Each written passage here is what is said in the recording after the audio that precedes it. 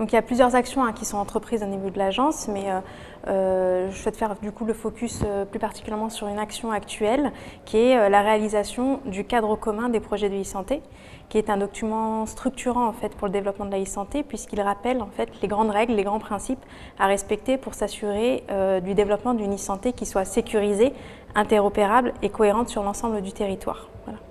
Donc ce document, la rédaction a été pilotée par la ZIP Santé, mais le document a été co-construit avec les acteurs en région et c'est important de le souligner parce qu'il ne s'agissait pas de réaliser en fait un document en chambre et qui soit diffusé ensuite par le canal descendant. Il s'agissait vraiment en fait d'intégrer dès le démarrage de la démarche les acteurs concernés par le sujet pour que derrière en fait, comme ils se sont appropriés le sujet parce qu'ils étaient dans la démarche d'élaboration, puissent être à même de le décliner au niveau de leur territoire. Voilà. Donc cette co-construction, elle s'est traduite par l'organisation de plusieurs groupes de travail. On a réuni des représentants d'ARS, des représentants de GCS e-santé et ce document a également été mis à la concertation publique en l'adressant à un certain nombre d'acteurs comme les fédérations hospitalières, les associations d'usagers, finalement toutes les parties prenantes en fait, de la e-santé pour s'assurer d'une part de sa connaissance et de la connaissance de ce document par toutes ces parties prenantes et d'autre part finalement de la bonne compréhension en fait, du contenu du document. Voilà. Donc ce document, il comporte en fait trois grands volets. Un premier volet qu'on a intitulé les référentiels. Donc c'est très simple, il s'agit d'un chapitre en fait qui répertorie l'ensemble des référentiels qu'il existe sur le champ de la e-santé et qu'il convient de respecter dans la mise en œuvre de tout projet de e-santé. Donc ce chapitre-là est très simple, il ne s'agit pas de rentrer dans le détail technique des référentiels, mais vraiment d'aborder le sujet par une première couche pédagogique, c'est-à-dire à quoi correspondent les référentiels, quels sont leurs objectifs, les destinataires, leur disponibilité, et si les lecteurs souhaitent avoir plus d'informations techniques sur ces référentiels en question, on les oriente vers la source adaptée.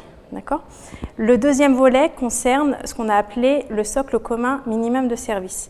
Donc il s'agit finalement de décliner le bouquet de services numériques à retrouver sur l'ensemble des régions. C'est finalement les services minimums que l'on considère comme être indispensables en fait, pour assurer une prise en charge en fait, des patients qui soient de qualité. Voilà.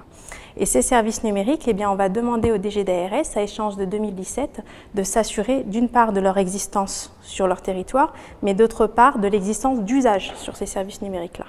Et enfin, le troisième objet, c'est ce qu'on a appelé les bonnes pratiques de conduite de projet de e-santé. Donc on rappelle finalement les grandes règles de gestion en fait, d'un projet de e-santé de la phase amont, étude d'opportunité, jusqu'à la phase aval, où là il s'agit, l'enjeu c'est vraiment de mettre en place les usages sur le terrain. Voilà ce que recouvre le cadre commun. C'est un document donc, qui est évolutif, bien entendu. Il a été réalisé l'année dernière et prochainement publié, mais avec une réalité terrain qui correspond à celle de l'année dernière. Et donc l'idée, vraiment, c'est de le faire évoluer dans le temps de manière à ce qu'il soit raccroché aux évolutions de la e-santé. Et donc on va mettre en place une gouvernance qui va, dans la même logique que la construction du cadre, impliquer l'ensemble des acteurs régionaux de manière finalement à le faire coller à la réalité terrain en mettant à jour les référentiels et en enrichissant le socle commun minimum de services à partir de services numériques qui auront démontré leur valeur ajoutée et dont on pense qu'il est indispensable de les retrouver sur l'ensemble du territoire. Donc la cible prioritaire, c'est l'ARS, puisque c'est en tant que finalement responsable de la stratégie régionale de e-santé, c'est elle qui est garante de la mise en œuvre finalement des bonnes règles qui permettent d'avoir une e-santé urbanisée. Donc prioritairement les ARS.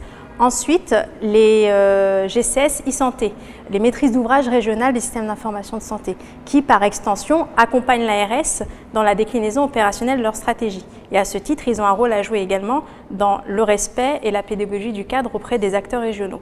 Et enfin, effectivement, comme vous l'avez compris, ce cadre, c'est une sorte finalement de bible de la e-santé. Et donc à ce titre, son contenu finalement peut intéresser tous les acteurs qui interviennent sur ce champ-là.